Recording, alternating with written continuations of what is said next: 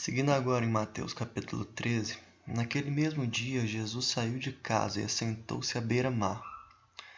E reuniu-se ao redor dele uma multidão tão grande que ele teve que entrar num barco e assentar-se nele enquanto todo o povo ficou na praia. Então Jesus falou muitas coisas a eles por parábolas, dizendo: O semeador saiu a semear. Enquanto lançava as sementes, parte dela caiu à beira do caminho, e as aves vieram e a comeram. Parte dela caiu em terreno pedregoso, onde não havia muita terra, e logo brotou, porque a terra não era profunda. Mas quando saiu o sol, as plantas se queimaram e secaram, porque não tinham raiz. Outra parte caiu entre espinhos, que cresceram e sufocaram as plantas. Outra ainda caiu em terra boa. Deu boa colheita a 100, 60 e 30 por um. Aquele que tem ouvidos para ouvir, ouça. Então os discípulos eles se aproximaram e perguntaram: Por que falas ao povo por parábola? E Jesus respondeu a ele: A vocês foi dado o conhecimento dos mistérios do reino dos céus, mas a eles não. A quem tem será dado, e este terá em grande quantidade. De quem não tem, até o que tem lhe será tirado. Por essa razão eu lhes falo por parábolas, porque vendo eles não veem, e ouvindo não ouvem nem entendem. E Mateus explica essa frase de Jesus. Neles se cumpre a profecia de Isaías: ainda que estejam sempre ouvindo, vocês nunca entenderão, ainda que estejam sempre vendo, jamais perceberão. Pois o coração deste povo se tornou insensível, de má vontade ouviram com os ouvidos e fecharam os seus olhos. Se assim não fosse, poderiam ver com os olhos, ouvir com os ouvidos, entender com o coração e converter-se, e eu os curaria.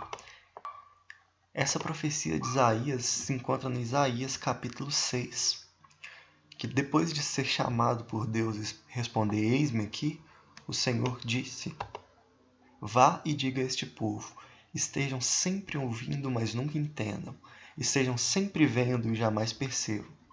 Mas Jesus diz aos discípulos: Mais felizes são os olhos de você, porque veem, e ouvidos de vocês, porque ouvem. Porque eu lhes digo a verdade, muitos profetas e justos desejaram ver o que vocês estão vendo, mas não viram, e ouvir o que estão ouvindo, mas não ouviram. Por isso, ouçam o que significa a parábola do semeador. Jesus começa a explicar para ele a parábola que ele tinha contado nos versículos anteriores, só para os discípulos e não para a multidão. Quando alguém ouve a mensagem do reino e não a entende, o maligno vem e lhe arranca o que foi semeado em seu coração. Este é o que foi semeado à beira do caminho, ou seja, quando a gente ouve a mensagem do reino dos céus, é muito importante que nós entendamos o que ela tem a dizer. Senão, o maligno vem e arranca o que foi semeado em seu coração. E essas são as sementes que caíram à beira do caminho. Quanto ao que foi semeado em terreno pedregoso, este é aquele que ouve a palavra e logo a recebe com alegria. Todavia, visto que não tem raiz em si mesmo, permanece por pouco tempo. Quando surge alguma tribulação ou perseguição por causa da palavra, logo a abandona. Ou seja, havia pessoas que, por alguma tribulação, tristeza ou perseguição, abandonariam aquela palavra que Jesus estava falando a eles. E essas são as sementes que caíram em terreno pedregoso.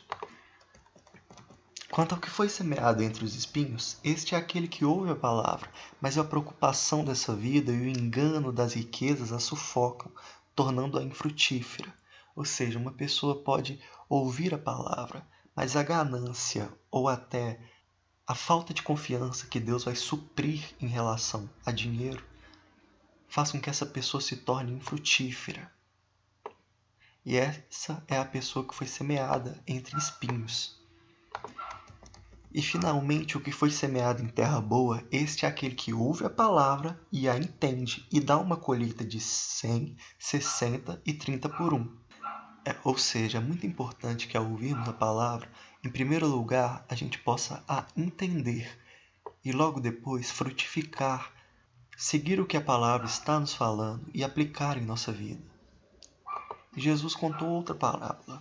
O reino dos céus é como um homem que semeou boa semente em seu campo.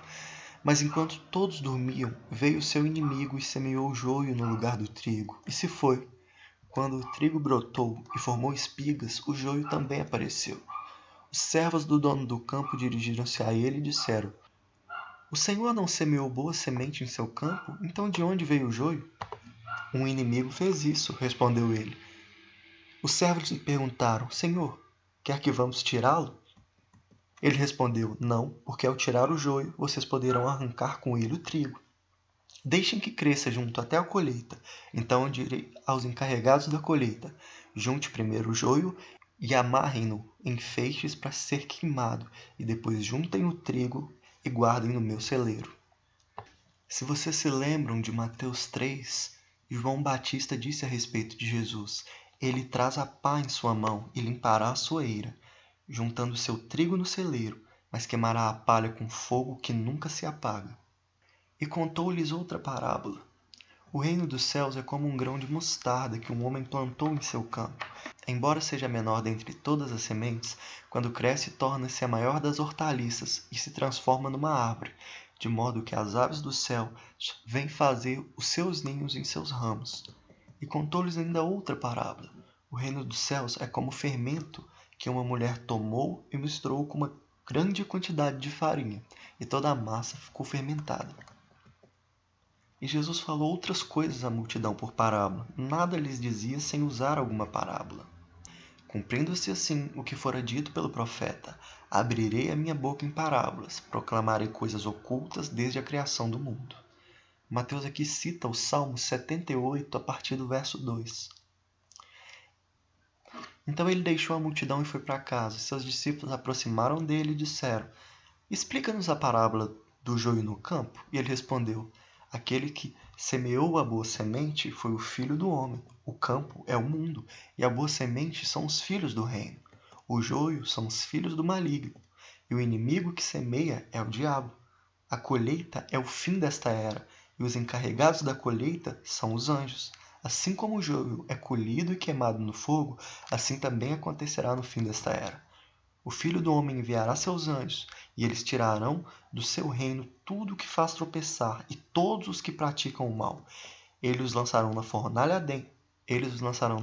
ardente, onde haverá choro e ranger de dentes. Então os justos brilharão como o sol no reino de seu Pai. Aquele que tem ouvidos, ouça. Jesus contou mais uma parábola. O reino dos céus é como um tesouro escondido num campo. Certo homem, tendo-o encontrado, escondeu-o de novo. Então, cheio de alegria, foi, vendeu tudo o que tinha e comprou aquele campo. O reino dos céus também é como um negociante que procura pérolas preciosas.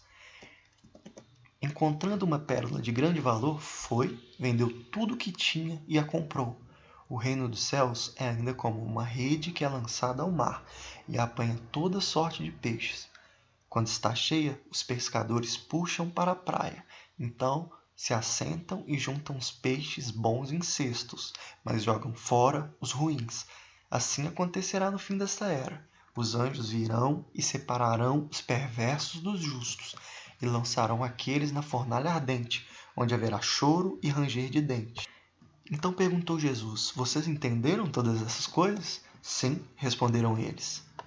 E ele lhes disse: Por isso, todo mestre da lei instruído quanto ao reino dos céus é como o dono de uma casa que tira do seu tesouro coisas novas e coisas velhas. Tendo terminado de contar essas parábolas, Jesus saiu dali. E chegando à sua cidade, começou a ensinar o povo na sinagoga. Todos ficaram admirados e perguntaram: De onde vem essa sabedoria e esses poderes miraculosos?